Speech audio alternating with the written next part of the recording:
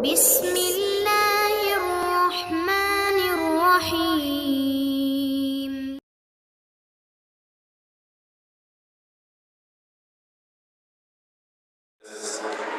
Assalamualaikum warahmatullahi wabarakatuh.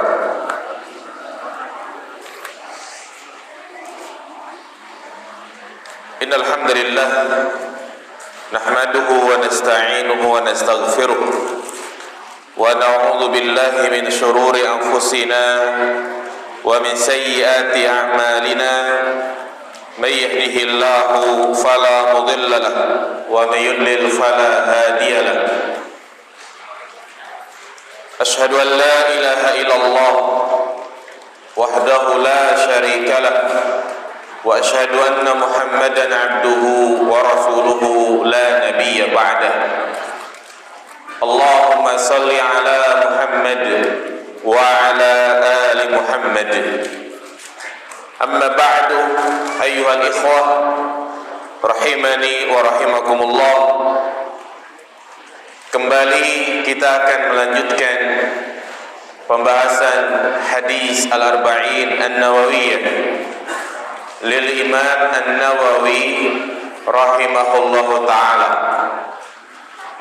Terakhir kita jelaskan hadis yang ke-14 tentang terjaganya darah seorang muslim dan kapan darah seorang muslim menjadi halal. Berikutnya adalah hadis yang ke-15 tentang akhlak-akhlak mulia dari orang-orang yang beriman, yakni hadis yang ke-15 ini akan menjelaskan kepada kita tentang perangai-perangai orang-orang yang beriman. Karena kebaikan seorang muslim tidak hanya dilihat dari baiknya dalam ibadah mahdhah. Parameter kebaikan seseorang bukan hanya dilihat dari rajinnya ia mengerjakan ibadah sholat, rajin ke masjid, rajin menghadiri majelis ilmu. Bukan hanya itu, tetapi kebaikan seseorang juga dilihat dari akhlaknya. Bagaimana dia bermuamalah kepada sesama manusia, bagaimana dia bermuamalah kepada sahabatnya, orang tuanya, dan tetangganya.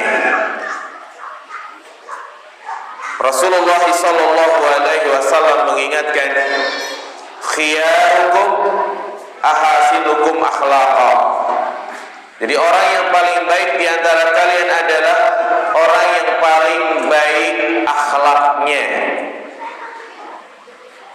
Jadi di dalam beragama ini kita tidak hanya memperhatikan perkara akidah, tetapi kita juga harus perhatian terhadap akhlak. Jangan sampai orang-orang yang bermuamalah dengan kita tidak nyaman dengan perilaku buruk yang muncul dari diri kita. Sampai-sampai Nabi mengatakan laisal mu'min bita'an walal la'an walal fahishil bazi. Bukan termasuk seorang mukmin yang dia suka mencela, berkata kotor dan yang lainnya. Kita baca hadisnya. An Abi Hurairah radhiyallahu anhu, dari sahabat Abu Hurairah, semoga Allah meridhoinya, anna Rasulullah sallallahu alaihi wasallam qala, bahwasanya Rasulullah bersabda, man kana yu'minu billahi wal yawmil akhir falyaqul khairan aw liyasmut. Barang siapa yang beriman kepada Allah dan hari akhir, maka hendaknya dia berkata baik atau diam. Wa man kana yu'minu billahi wal yawmil akhir falyukrim jarahu. Barang siapa yang beriman kepada Allah dan hari akhir, maka hendaknya dia memuliakan tetangganya. Wa man kana yu'minu billahi wal yawmil akhir falyukrim dhaifahu. Barang siapa yang beriman kepada Allah dan hari akhir, maka hendaknya dia memuliakan tamunya. Nah, di dalam hadis ini Nabi SAW menjelaskan 3 akhlak seorang muslim yang insya Allah kita akan bahas satu persatu. Yang pertama, akhlak seorang muslim dalam berbicara. Yang kedua, adab di dalam bertetangga. Dan yang ketiga, adab di dalam memuliakan tamu. Jadi begitu sempurnanya agama Islam telah menjelaskan secara rinci tentang ketiga adab tersebut. Dan pentingnya 3 adab itu, ini merupakan ciri keimanan. Makanya di dalam hadis-hadis ini Nabi SAW menggandengkan iman dengan akhlak, menunjukkan pentingnya akhlak, dan akhlak merupakan bagian dari keimanan. Jadi sekali lagi, akhlak merupakan bagian dari keimanan. Iman itu bukan hanya sekedar ucapan. Iman itu bukan hanya sekedar keyakinan dalam hati, tetapi perlu adanya pengamalan. Di antara bentuk pengamalan iman adalah memiliki etika yang baik. Ya. Seperti di dalam hadis-hadis yang lain, Allah nyatakan wallahi la yu'min. Wallahi la yu'min. Demi Allah tidak beriman. Demi Allah tidak beriman.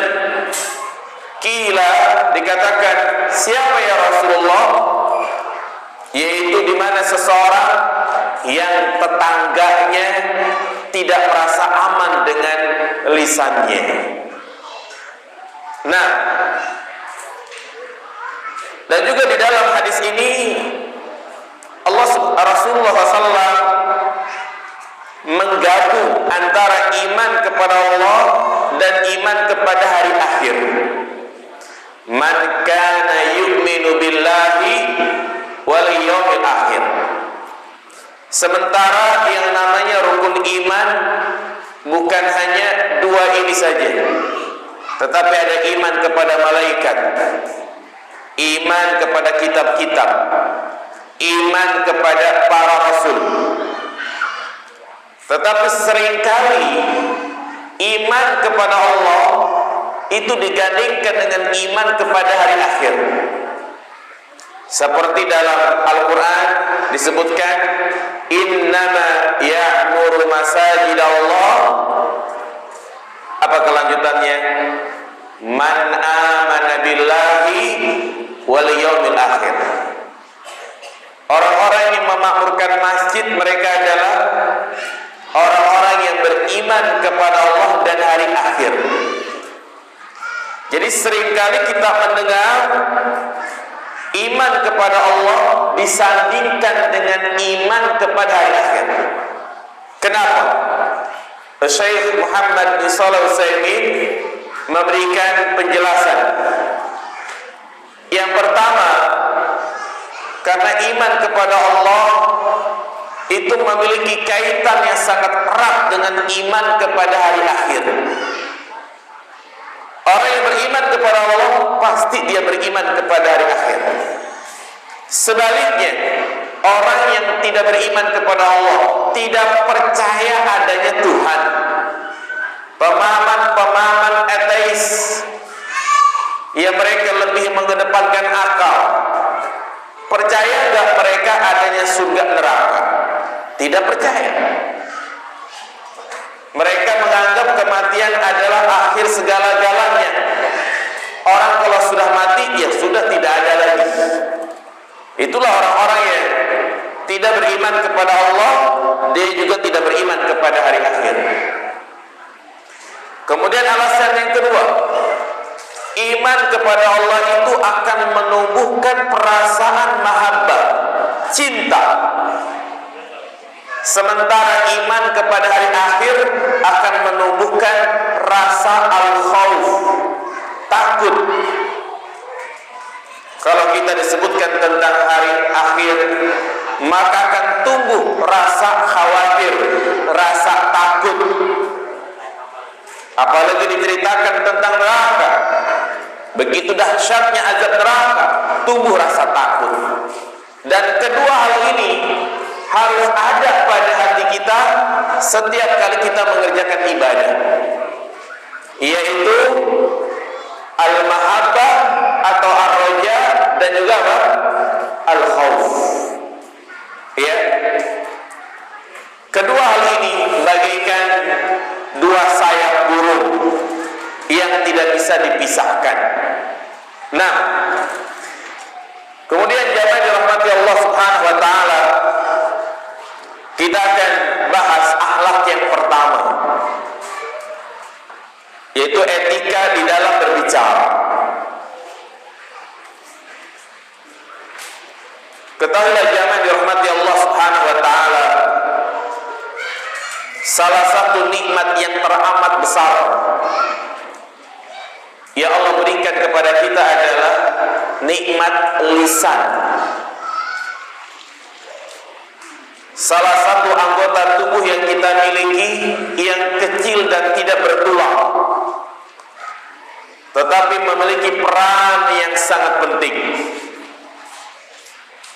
Lihat bagaimana Allah gambarkan tentang betapa agungnya nikmat lisan dalam surat Al-Balad. Alam naj'al lahu 'ainain wa lisanan wa syafatain. Bukankah kami menjadikan kepadanya dua mata, lisan dan bibir. Lisan dan bibir, dua anggota badan yang dengan keduanya ini seseorang berbicara secara sempurna. Orang punya bibir tapi gak punya lisan, dia tidak bisa berbicara, gagu, bisu. Orang punya lisan tapi bibirnya cacat, maka dia juga tidak bisa mengucapkan dengan jelas. Jadi lisan adalah nikmat yang sangat besar jamaah sekalian, memiliki peran yang sangat penting. Dengan lisan seorang hamba bisa mengucapkan kata-kata yang bisa menghantarkan dia ke dalam surga. Dengan lisan inilah kita bisa melakukan berbagai macam ibadah, mulai dari membaca Al-Quran, berzikir, memberikan nasihat, dan amalan-amalan lisan lainnya. Betapa banyak orang yang tersesat dari jalan yang lurus, kemudian dia mendapatkan petunjuk karena lisan yang menyampaikan hidayah. Betapa banyak orang yang mati hatinya, kemudian hidup kembali karena lisan yang membacakan ayat-ayat suci Al-Quran. Subhanallah, inilah nikmat yang terkadang kita melalaikannya. Inilah nikmat yang sangat luar biasa. Sampai-sampai disebutkan ada sebuah kisah seorang ulama yang masyhur yang hidup di zaman 104 Hijriah. Ada yang mengatakan dia adalah seorang tabi'in, Ada pula yang mengatakan dia adalah seorang sahabat yang bernama Abu Kilabah, Abdullah bin Zaid al-Jarmi. Dikisahkan ada seorang prajurit yang bertugas menjaga perbatasan suatu negara. Prajurit ini bertugas menjaga perbatasan yang tepatnya di tengah padang pasir. Ketika dia bertugas, dia melihat ada pemandangan yang aneh. Ada sebuah tenda atau mungkin gubuk yang sudah usang. Dia pun mendekati, dan ternyata dia mendapati ada seorang kakek yang sudah tua dan mengalami cacat fisik, di mana kedua tangannya buntung, kakinya juga buntung, kedua matanya buta, bahkan sepertinya telinganya agak tuli. Yang lebih terkejut lagi, ternyata pemuda ini mendengar orang ini sedang berdoa, "Ya Allah, jadikanlah aku sebagai hamba yang selalu bersyukur kepadamu." Akhirnya dia pun memberanikan diri untuk menyapa. Dia ucapkan salam, ya. Kemudian pemuda ini pun mengatakan, "Wahai Syekh, aku kaget pada diriku. Seharusnya engkau meminta agar dijadikan sebagai hamba yang bersabar dengan ujian yang engkau alami. Tapi kenapa engkau meminta kepada Allah agar dijadikan sebagai hamba yang bersyukur?" Maka Syekh ini pun mengatakan, "Wahai pemuda, seandainya Allah Subhanahu wa ta'ala mengirimkan halilintar untuk menyambarku,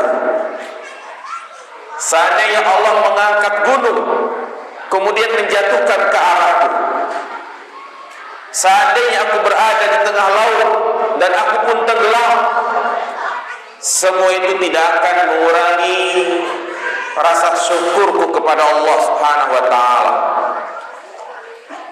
Karena ada satu nikmat yang Allah berikan kepadaku yang membuat aku bisa mengerjakan ibadah." Apa yang ada jemaah sekalian? Kedua tangannya buntung, kedua kakinya buntung. Ternyata dia masih bisa berbicara. Dengan lisan itulah dia bisa berdoa, membaca Al-Quran, berzikir, dan yang lainnya. Ya, ini menunjukkan kepada kita tentang agungnya nikmat lisan. Bahkan lisan ini merupakan anggota tubuh yang diperintahkan untuk mengucapkan dua kalimat syahadat. Yang ini merupakan syarat diterimanya iman seseorang. Ya, seorang kalau hendak memeluk agama Islam, maka dia dituntut untuk mengucapkan apa? Asyhadu an la ilaha illallah. Tanpa dia mengucapkan kalimat ini, maka keislamannya mardud, tertolak. Siapa yang tidak kenal dengan Abu Thalib, paman Nabi, yang selalu menjadi tameng ketika Nabi mau diculik, mau dibunuh, dan dia pun mengakui kebenaran agama yang dibawa oleh Nabi kita Muhammad SAW. Tetapi apa? Rasulullah sudah menyuruh dia, meminta dia untuk mengucapkan kalimat la ilaha illallah. Ya ammi kul la ilaha illallah kalimatun uhaju indallah. Wahai pamanku, ucapkan kalimat la ilaha illallah, satu kalimat yang aku akan jadikan hujah di hadapan Allah. Tapi apa? Dia tetap meninggal dalam keadaan tidak mau mengucapkan kalimat tersebut, hingga dia pun meninggal dalam keadaan kafir. Subhanallah jemaah sekalian. Kalimat yang singkat la ilaha illallah yang diucapkan dengan lisan itu menjadi jaminan bagi dia untuk bisa masuk ke dalam surga. Man kana akhiru kalamihi la ilaha illallah dakhala jannah.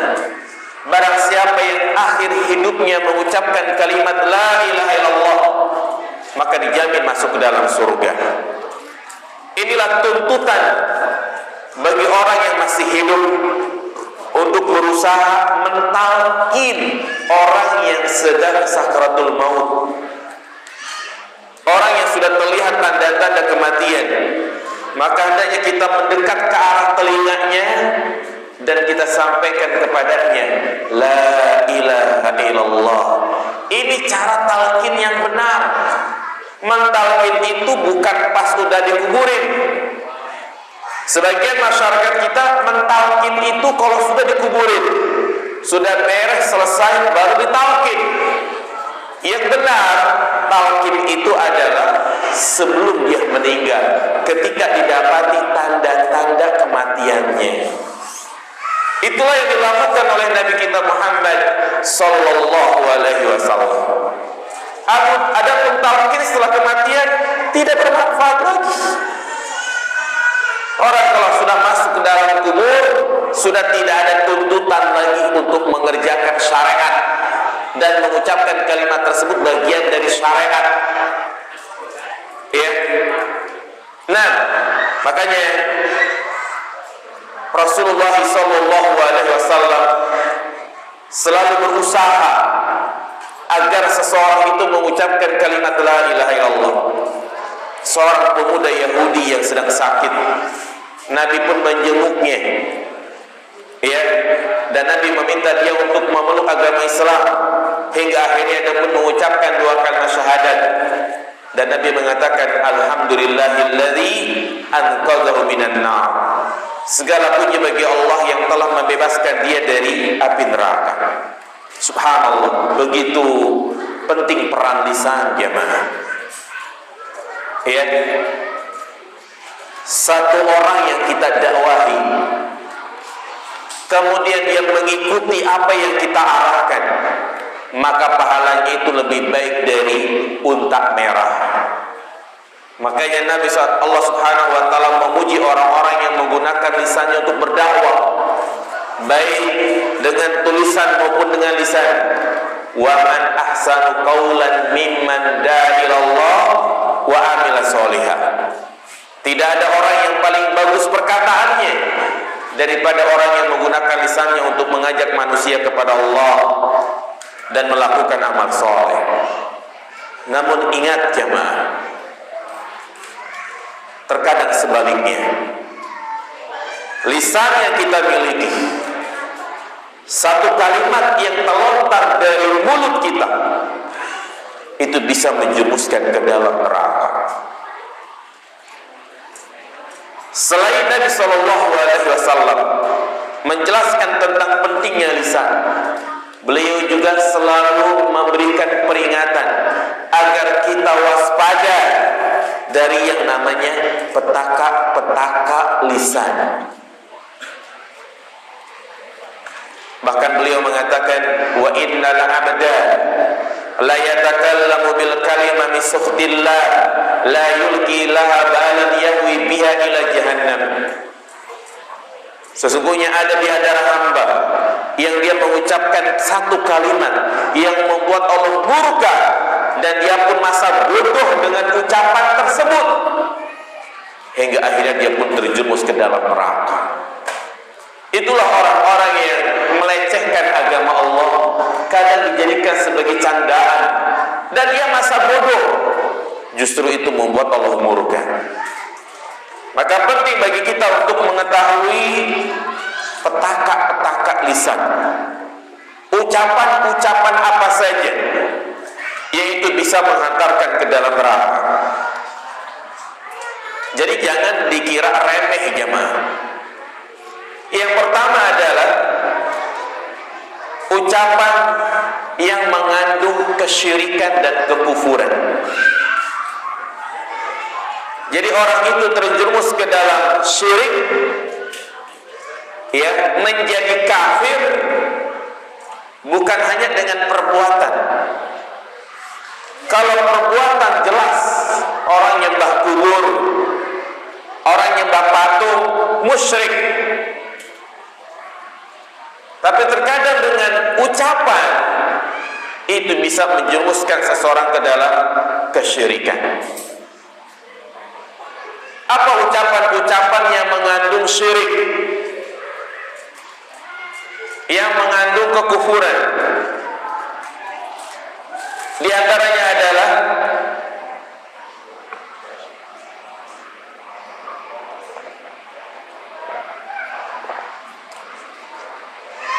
menyandarkan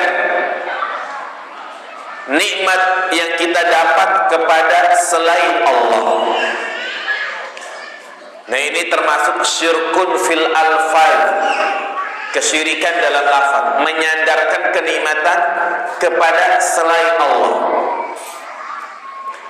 Ini merupakan perbuatannya orang-orang musyrikin, ya'rifuna ni'matallah thumma yunkirunaha.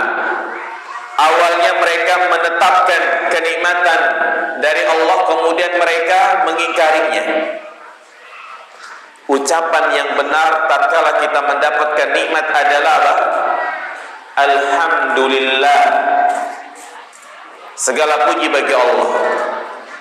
Tapi terkadang orang itu lalai, dia malah mengatakan untung ada kamu, untung ada dia, ya, untung ustadznya datang. Ya, ini kalimat-kalimat seperti ini termasuk syirkun fil adfar. Hindari kalimat-kalimat seperti ini, jemaah. Yang benar itu kita mengatakan alhamdulillah karena sebab pula kita mendapatkan manfaat. Ya. Jadi kalimat-kalimat untung ada dia yang disandarkan kepada orang lain, maka ini termasuk bentuk syirkun fil alfad, itu kesyirikan dalam apa? Lafaz. Itu syirik rububiyah. Yang seharusnya kita meyakini bahwasanya kenikmatan itu datangnya dari Allah Subhanahu wa taala. Yang kedua, sumpah. Biasanya di dalam menguatkan apa yang kita ucapkan, ya, kita menguatkan dengan menyebut nama yang diagungkan. Misalnya seseorang mengabarkan sesuatu atau seseorang dituduh, maka mau tidak mau dia harus mendatangkan sumpah untuk pengingkaran. Apa kata Nabi? Al-bayyinatu 'alal mudda'i wal yaminu 'ala man ankara. Orang yang menuduh wajib mendatangkan bukti. Jika yang dituduh tidak mengakuinya, maka dia bersumpah. Kamu mencuri, ya? Kecurigaan tertuju kepada dia. Kalau dia tidak melakukan, maka dituntut untuk apa? Sumpah. Dan sumpah ini jangan dianggap enteng, jemaah. Ketika dia bersumpah, maka dia berurusan kepada Allah Subhanahu wa taala. Dan adat di dalam bersumpah hanya boleh kita menyebut nama Allah. Demi Allah, wallahi. Maka tidak boleh kita bersumpah kepada selain Allah dengan mengatakan demi Ka'bah, demi masjid, atau juga disandingkan.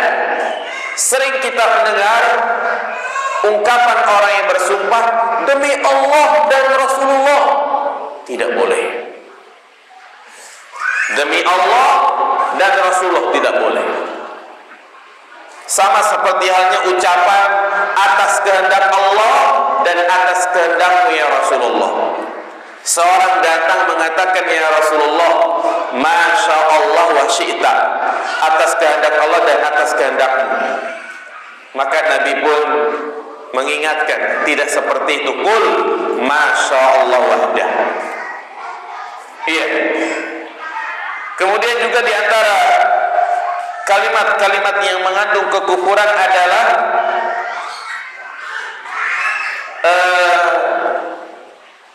yaitu mengucapkan perayaan-perayaan orang kafir, seperti mengucapkan selamat Natal. Enggak boleh. Haram bagi seorang muslim untuk mengucapkan kalimat tersebut. Kan cuma sekedar ucapan. Sekarang kebalikannya, kalau kita suruh orang kafir untuk mengucapkan kalimat la ilaha illallah, mau atau tidak jemaah? Tidak mau. Jadi jangan dianggap enteng. Ya, karena kalau kita mengetahui makna ucapan selamat Natal, itu adalah sama saja mengucapkan atas kelahiran Yesus Kristus. Mereka merayakan pada tanggal 25 Desember itu sebagai bentuk perayaan kelahiran atas Tuhan mereka. Mana pengamalan dari surat yang sering kita baca?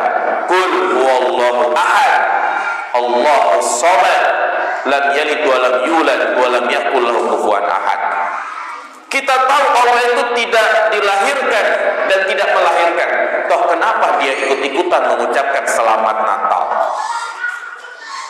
Berarti ente gak toleransi dong.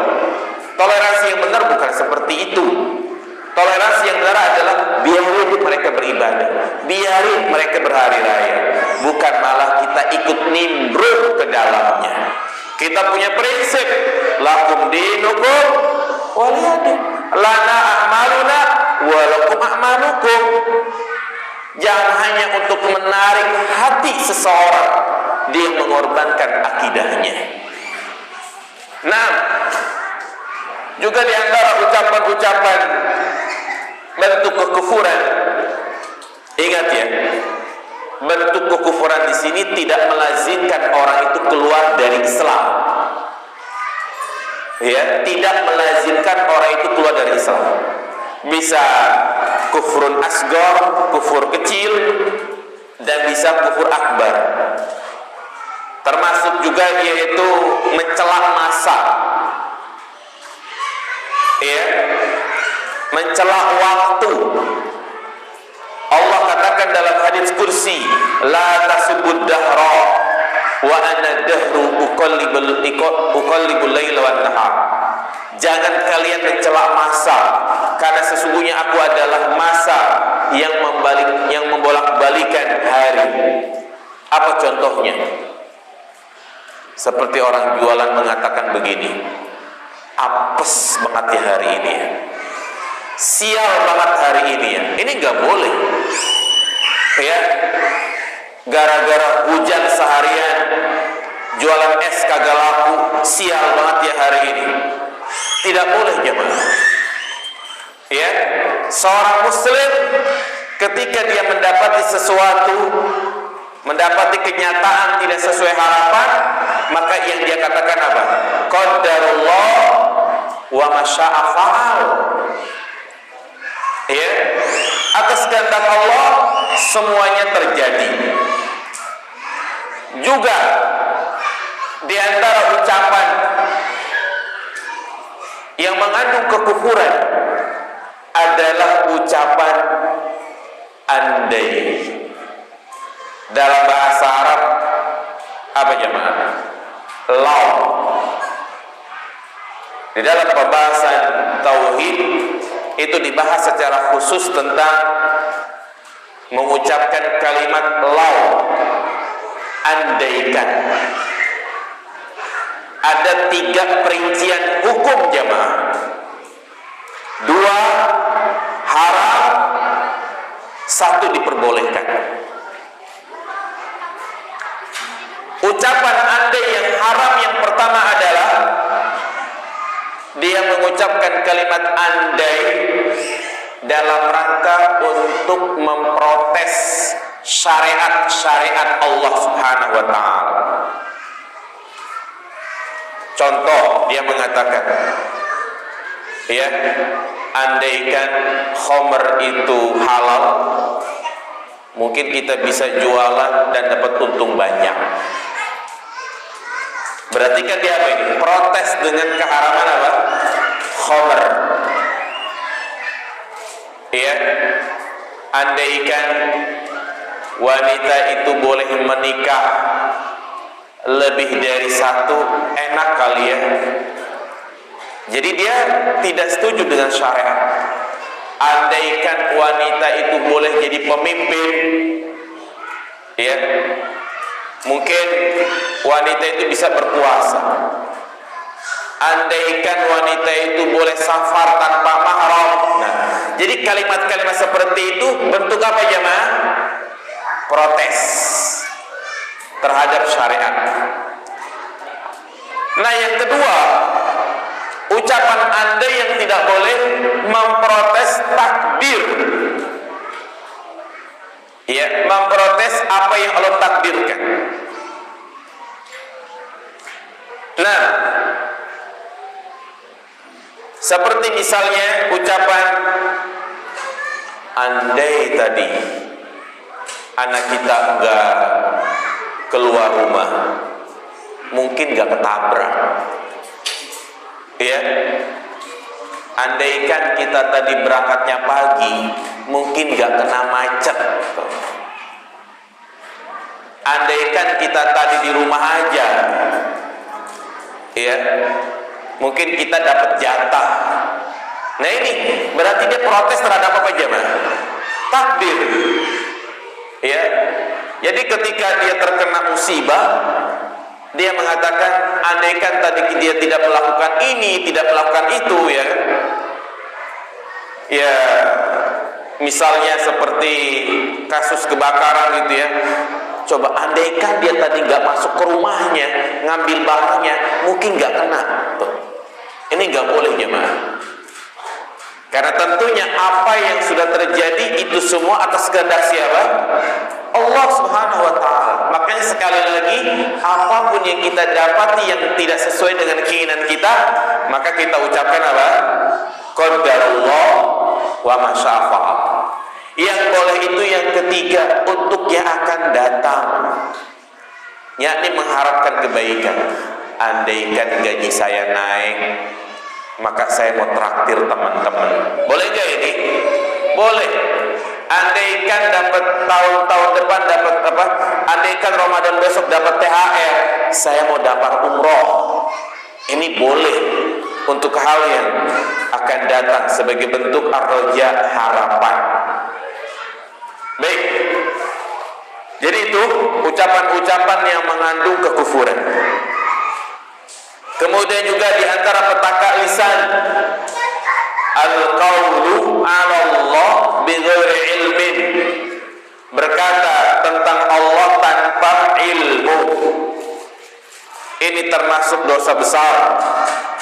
Allah sebutkan di dalam Al-Qur'an, ya, surat Al-Baqarah ayat 169 tentang tipu daya syaitan, propaganda syaitan. Innama ya'murukum bis-su'i wal fahsya wa an taqulu 'ala Allahi ma la ta'lamun. Bahwasanya syaitan memerintahkan kalian untuk melakukan perbuatan keji dan berkata tentang Allah tanpa ilmu. Apa yang dimaksud dengan berkata tentang Allah tanpa ilmu? Ini banyak macamnya. Di antaranya yaitu dia berkata tentang sifat-sifat Allah, mengingkari sifat-sifat Allah. Ya, contoh misalnya tentang keyakinan tentang keberadaan Allah Subhanahu wa Ta'ala. Ingat, di dalam Al-Quran terdapat 1000 dalil yang menjelaskan keberadaan Allah ada di mana? Ada di langit, berada di atas ketinggian. Ya, huwal aliyyul azim, dialah zat yang maha tinggi. Ketinggian di sini tinggi dari sisi zat dan tinggi dari sisi sifat. Ya, namun sebagian kita ada yang meyakini Allah itu berada di dalam hati. Allah ada di mana-mana. Sehingga konsekuensinya kalau Allah ada di mana-mana, berarti Allah itu ada di tempat kotor. Terus kalau Allah berada di atas berarti butuh tempat dong. Ketika dia mengatakan butuh tempat, berarti dia memahami sifat Allah masih pakai akal. Karena berbicara tentang sifat-sifat Allah hanyalah kita al-iman, mengimani tanpa bertanya kenapa dan bagaimana. Ya, kenapa? Karena kita sendiri enggak tahu tentang zat Allah. Maka demikian pula kita enggak tahu tentang di mana ataupun bagaimana keberadaan Allah Subhanahu wa taala. Ya. Nah, ini sebagai contoh berkata tentang Allah tanpa ilmu. Termasuk juga yaitu berbicara tentang syariat-syariat Allah tanpa ilmu. Ya, berdakwah tidak memiliki ilmu. Maka ingat jamaah sekalian, orang yang berdakwah tanpa ilmu, yang ada hanyalah kesalahan-kesalahan. Kadang dia menyampaikan satu hadis, dia tidak bertanya tentang hadis tersebut, tidak meneliti hadis tersebut. Ya, hadis dhaif tetap dia sampaikan. Bahkan kadang yang lebih parahnya ketika disampaikan, Pak, ini hadisnya lemah, hadisnya dhaif, dia mengatakan enggak apa-apa, dhaif juga hadis.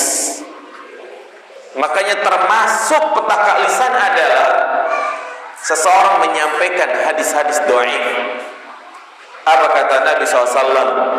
Man kadzdzaba alayya muta'ammidan falyatabawwa maq'adahu minan nar. Barang siapa yang berdusta atas namaku, maka tempat kembalinya di mana? Di neraka ya mas sekalian. Apalagi kalau sudah masuk bulan suci Ramadan. Kadang orang itu asal ceramah, asal ngisi kultum, enggak persiapan dan tidak mengetahui tentang derajat suatu hadis. Makanya ada satu hadis atau beberapa hadis yang masyhur dan kita pun sering mendengarnya. Pertanyaannya, pernahkah kita meneliti hadis tersebut sahih atau dhaif? Ya, seperti misalnya hadis tentang belajar. Ketika orang tua memberikan motivasi anaknya untuk belajar. Nah, belajar yang benar.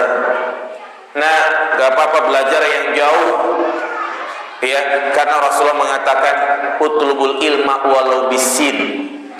Tuntutlah ilmu sampai ke negeri Cina.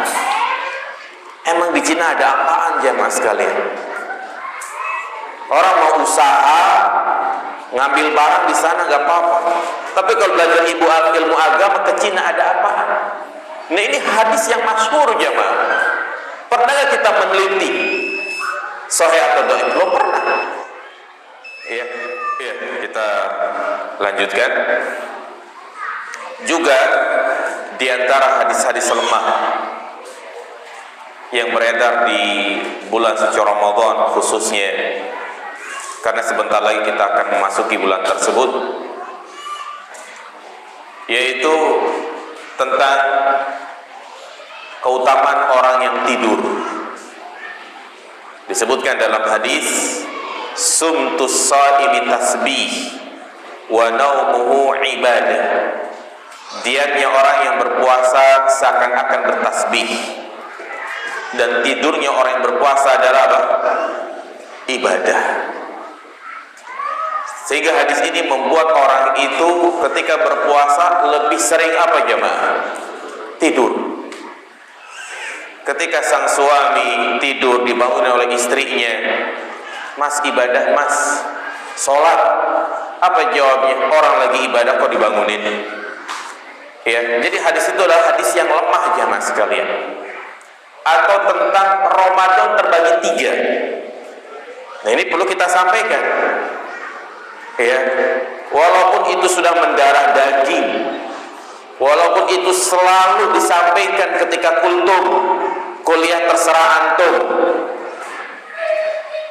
pasti akan disampaikan. Ramadan terbagi menjadi 3. Awwalu rahmah, wa awsatu maghfirah, wa akhiru itqu minan nar. Ya. 10 hari yang pertama adalah ampunan. 10 hari yang kedua 10 hari pertama adalah rahmat, 10 hari yang kedua adalah ampunan, 10 hari yang ketiga adalah pembebasan dari api neraka. Terdapat seorang rawi yang dia didoakan oleh para ulama. Ya, bahkan ini bertentangan dengan hadis yang lebih sahih yang menunjukkan bahwasanya justru pembebasan dari api neraka itu terjadi setiap malam di bulan suci Ramadan. Bukan hanya terjadi di 10 hari terakhir saja. Ya. Ini bukti nyata yang mana kita perlu untuk mendalami ilmu kembali. Jadi jangan sampai kita berbicara tanpa ilmu. Tanggung jawabnya besar jamaah sekalian. Apa kata Allah Subhanahu wa taala? Wala taqfu ma laysa laka bihi ilm. Inna sam'a wal basara wal fuada kullu ulaika kana anhu mas'ula. Jangan kalian mengucapkan sesuatu tanpa ilmu. Ilmu yang dimaksud di sini harus ada sumbernya, Al-Qur'an dan As-Sunnah As-Sahihah. Ya. Kalau orang beragama ini asal ngomong, anak kecil juga bisa. Sehingga apa yang terjadi? Kerusakan-kerusakan. Munculnya pemahaman ini, munculnya aliran ini, munculnya cara beragama ini. Kenapa? Karena gak punya ilmu. Ya, kita sudah punya standarisasi, sudah punya arahan dengan mengikuti Al-Quran dan As-Sunnah ala fahmi salafil ummah. Nah, memang kita disuruh untuk menyampaikan satu ayat, balighu anni walau ayat. Tetapi ingat, sifat menyampaikan dari Nabi bukan membuat konsep sendiri. Ya, kadang orang itu bermudah-mudah di dalam membuat konsep sendiri. Juga termasuk petaka lisan jamaah sekalian, ghibah, membicarakan keburukan orang lain, membicarakan ya apa yang dibenci oleh orang lain, maka ancaman itu sangat keras. Di antaranya orang yang berbuat ghibah, imannya itu kurang sempurna. Ya, kemudian sama saja dia memakan bangkai saudaranya. Allah katakan dalam surat Al-Hujurat, wala yaghtab ba'dukum ba'dha ayuhibbu ahadukum ay ya'kula lahma akhihi maitan fakarihtumuh. Tidak boleh sebagian kalian itu menggibahi sebagiannya. Sudikah kiranya dia memakan bangkai saudaranya? Niscaya kita tidak akan menyukainya. Orang yang gibah nanti pada hari kiamat dia akan mencakar-cakar wajahnya dengan kukunya, yang kukunya tersebut terbuat dari kuningan. Orang yang gibah nanti pada hari kiamat akan dinampakkan kesalahan-kesalahannya. Maka berusaha untuk menahan lisan jika pembicaraan itu mengarah kepada membicarakan keburukan orang lain. Nah, kemudian juga termasuk petaka lisan adalah al-kadzib, ya, berdusta. Nah, berdusta baik berdusta dengan ucapannya maupun dengan perbuatannya. Apa maksud berdusta dengan perbuatannya? Dia menampakkan berpenampilan seperti orang soleh, tetapi hatinya itu munafik. Yaitu contoh berdusta dengan perbuatan. Demikian pula, ya termasuk petaka lisan adalah melaknat, berkata kotor, ya. Sebagaimana Rasulullah mengatakan, laisal mu'min bit-ta'an walal la'an walal fahishil badhi. Bukan termasuk seorang mukmin yang suka melaknat, yang suka berkata kotor dan berbuat keji. Juga termasuk petaka lisan adalah dia berdusta dengan niat agar pendengar itu tertawa. Rasulullah bersabda, celakalah bagi orang yang berbicara kemudian dia berbohong tujuannya untuk ditertawakan. Justru di zaman sekarang ini ia dijadikan sebagai ajang perlombaan dengan adanya stand up komedi. Nah, memang kita butuh hiburan, tetapi jangan sampai menghibur orang lain dengan menyampaikan hal-hal yang dusta.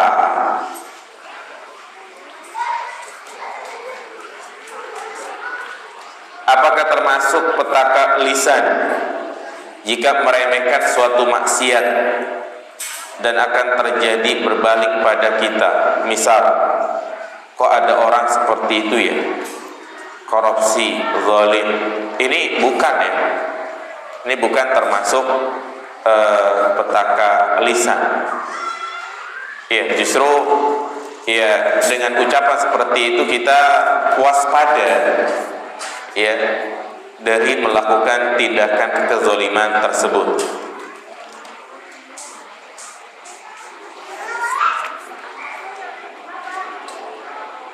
Apakah boleh membaca doa sujud sekali kalau imam sholatnya terlalu cepat? Boleh, yang penting tumakninah ya. Jadi doa sujud yang 3 kali itu sunnah. Adapun yang wajib adalah 1 kali, subhana rabbiyal a'la, imam langsung bangkit, maka ya sudah terpenuhi dari rukun tersebut. Apa hukumnya nasyid? Ya, tergantung nasyidnya seperti apa. Kalau nasyidnya ada musik-musik ya, maka itu termasuk larangan ya, ucapan-ucapan yang membuat kita lalai, maka tidak diperbolehkan.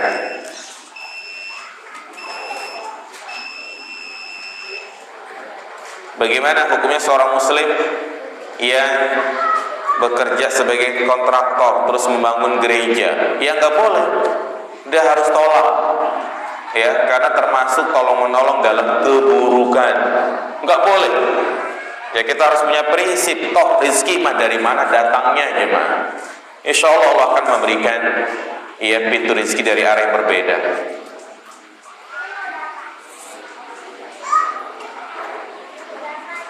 Ya, apakah termasuk tasyabuh bil kufar, menyerupai orang kafir berbicara dengan bahasa Inggris? Tidak. Ya, yang termasuk tasyabuh yang terlarang adalah melakukan perbuatan-perbuatan yang menjadi kekhususan mereka. Ya, demikian. Subhanakallahumma bihamdika asyhadu an la ilaha illa anta astaghfiruka wa atubu ilaik. Assalamualaikum warahmatullahi wabarakatuh.